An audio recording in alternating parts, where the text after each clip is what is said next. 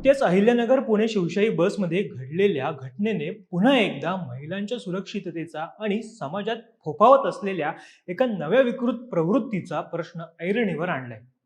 Love जिहाद आणि land जिहाद यानंतर आता ट्रॅव्हल जिहाद नावाचं एक नवीन संकट हिंदू महिलांसमोर उभं राहत असल्याचं चित्र दिसतंय.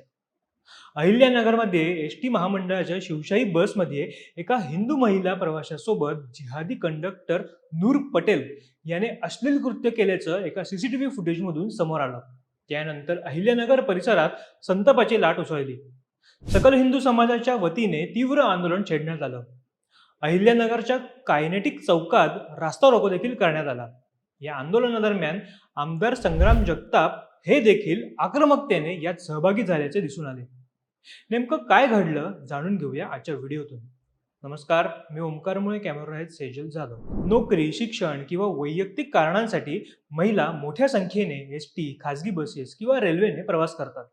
या प्रवासादरम्यान महिलांच्या असहाय्यतेचा किंवा एकटेपणाचा फायदा घेऊन त्यांना मानसिक आणि शारीरिक त्रास देणे, त्यांना धर्मांतरासाठी प्रवृत्त करणे किंवा अश्लील चाळे करणे यालाच ट्रॅव्हल जिहादचं स्वरूप प्राप्त होताना दिसतंय. सोमवारी एक सीसीटीव्ही फुटेज समोर आलं, ज्याने केवळ अहिल्यानगरच नाही तर संपूर्ण महाराष्ट्रात खळबळ उडाली. सीसीटीव्ही फुटेजनुसार जिहादी कंडक्टर नूर पटेल हा एस टी महामंडळाच्या बसमध्ये शेवटच्या सीटवर बसून एका महिलेसोबत अश्लील वर्तन करताना दिसतोय. सदर प्रकरण बाहेर आल्यानंतर सकल हिंदू समाजात संतापाची लाट उसळली. सदर घटनेच्या निषेधार्थ हजारोंच्या संख्येत जमलेल्या कार्यकर्त्यांनी बाईक रॅली काढली. त्यानंतर अहिल्यानगरच्या कायनेटिक चौकात रास्ता रोको करत आंदोलन करण्यात आलं.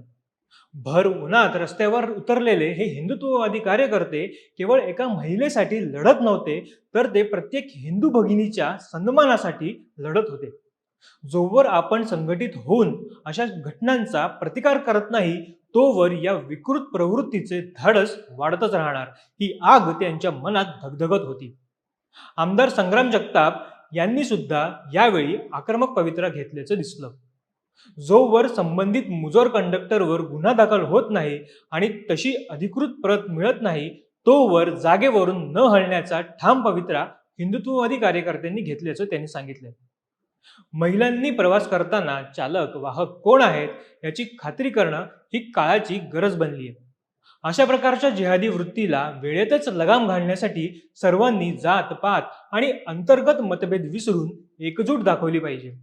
हिंदू समाज संघटित झाला तरच अशा समाजकंटकांना चोख उत्तर मिळेल, असं ते म्हणाले. प्रशासनाने अशा जिहाद्यांवर गुन्हा दाखल करून त्यांना तत्काळ अटक करावी. अशांना सेवेतून कायमचं बडतर्फ करावं. परिवहन मंडळाने देखील कर्मचाऱ्यांची भरती करताना त्यांची पार्श्वभूमी नीट तपासावी आणि अशा जिहादी प्रवृत्तींना कामावर ठेवू नये, याबाबत रितसर मागणी सकल हिंदू समाजाकडून करण्यात आली आहे. यावर तुमचं मत काय हे आम्हाला कमेंट करून नक्की कळवा. व्हिडिओ आवडल्यास आमच्या फेसबुक पेजला लाईक आणि यूट्यूब चॅनलला सबस्क्राईब करायला विसरू नका. तुर्तास धन्यवाद.